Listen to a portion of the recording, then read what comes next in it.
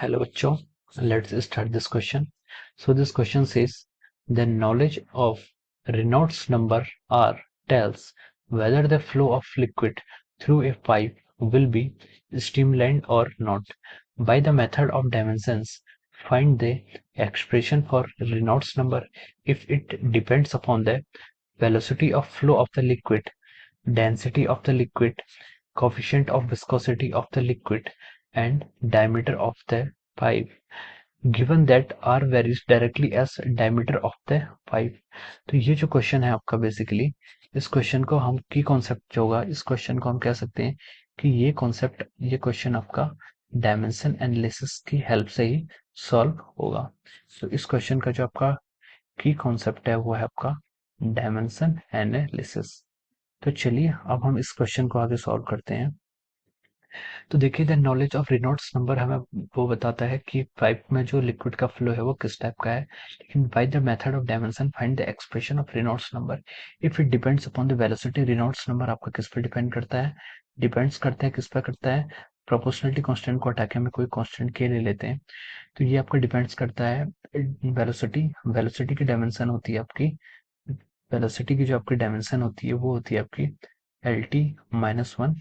और इसकी हमने ए पर डिपेंड करता है, मान लीजिए पावर पे. एंड डेंसिटी पर डिपेंड करता है, डेंसिटी की डायमेंशन होती है आपकी एम एल माइनस क्यूब.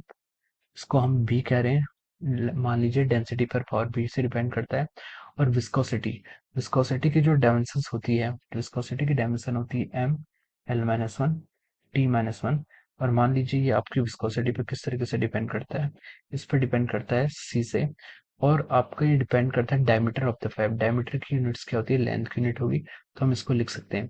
लेकिन यहाँ पर दिया गया कि given that R varies directly as a diameter of the, तो एल की पावर क्या होगी, यहाँ पर 1 होगी क्योंकि उसका डायरेक्टली प्रोपोर्शनल है. अब देखिए लेफ्ट हैंड साइड में रेनॉल्ड्स का एक नंबर है, तो नंबर की कोई डायमेंशन होगी नहीं, तो हम इसको लिख सकते हैं m0 l0 t0. इसको हम यहाँ से इसके इक्विवेलेंट लिख सकते हैं, इजिकल टू के.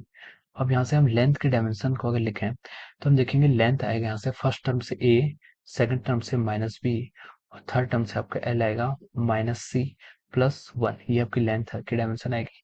और अगर हम यहाँ से हम टाइम की डायमेंशन लिखें, टाइम हो जाएगा यहाँ से आपका -a, और इस और थर्ड टर्म से आएगा -c. ये आपकी टाइम की डिपेंडेंसी आएगी.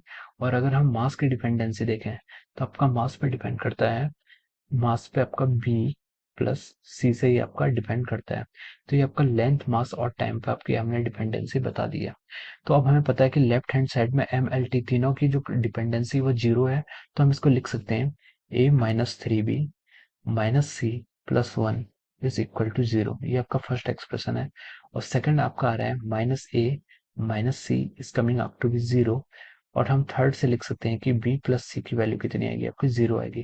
तो देखिए अब हम इसको यहाँ पुट करते हैं. अब हम यहाँ से a को क्या लिख सकते हैं, a को हम यहाँ से लिख सकते हैं, a को हम यहाँ से लिख सकते हैं -c.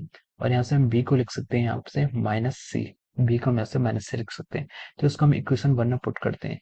a की वैल्यू आपकी -c आ गई, और b को हम लिख सकते हैं -c, तो ये हो जाएगा आपका +3c. और -c+1 इज इक्वल टू 0. तो हम यहाँ से देखेंगे c की वैल्यू आपकी आ रही है 1/3. c minus sorry -c 2c हो जाएगा, -2c -3c -2c कितना हो जाएगा. इसको हम सॉल्व करते हैं. देखिए इसको हम यहाँ पर सॉल्व करते हैं. हम सॉल्व करके से बताते हैं आपको कि -2c हो जाएगा, और 3c -2c आपका c+1 is equal to 0. c की वैल्यू यहाँ से कितनी आएगी आपकी -1. c की वैल्यू -1 आ गई, तो हम a की वैल्यू यहाँ से बोल सकते हैं कितनी आएगी 1. a की वैल्यू कितनी आएगी आपकी 1. और हमें यहाँ से b की वैल्यू कितनी है, -c के इक्वल है, यानी कि b की वैल्यू भी कितनी होगी 1 आ जाएगी. तो अब हमने यहाँ पर डिपेंडेंसी आपकी निकाल दी है. अब हम देखते हैं, अब हम इसको आगे सॉल्व करते हैं, फर्दर सॉल्व करते हैं. तो चलिए अब हम नेक्स्ट पेज पे चलते हैं. तो हमें क्या निकालना था, यहाँ पर आर की डिपेंडेंसी निकालनी थी. तो हम लिख सकते हैं आर इज इक्वल टू के आपका एक कांस्टेंट है, के कांस्टेंट है. और एल लेंथ जो आपकी एल टी माइनस वन क्या है, वेलोसिटी. वेलोसिटी पे जो डिपेंडेंसी वो ए से आई है, मतलब वेलोसिटी पर डायरेक्टली प्रोपोर्शनल. वेलोसिटी को हम लिख सकते हैं ए पर डिपेंडेंसी लिख सकते हैं। Second term M L Q minus Q भी आपकी डेंसिटी, डेंसिटी पर बी, डेंसिटी की पावर मतलब 1 आएगा यहाँ पर। डेंसिटी की पावर कितना आ गया, 1 आएगा, यानी कि इसको हम बी लिखते हैं चलिए अभी। और यहाँ से आपका ये क्या एम एल, ये आपकी विस्कोसिटी, विस्कोसिटी पर सी से डिपेंड करता है। तो विस्कोसिटी पर ये आपका कोफिशिएंट ऑफ विस्कोसिटी पर सी से डिपेंड करता है। और एल, एल आपकी डायमेंशन है लेंथ की, या फिर आपको बोला गया डायमीटर, डायमीटर पर ये 1 की पावर से डिनोट डिपेंड करता है। तो डायमीटर पे आपको 1 से डिनोट करता है। तो हम इसको आप सॉल्व करें तो हमारी v की वैल्यू जो आई है, v की वैल्यू यहाँ से सॉरी यहाँ पर हमारी a की v, v और v, a की वैल्यू आपकी यहाँ से कितनी है, a की वैल्यू आपकी आई है यहाँ से 1, तो हम इसे 1 लिख सकते हैं, v की पावर 1।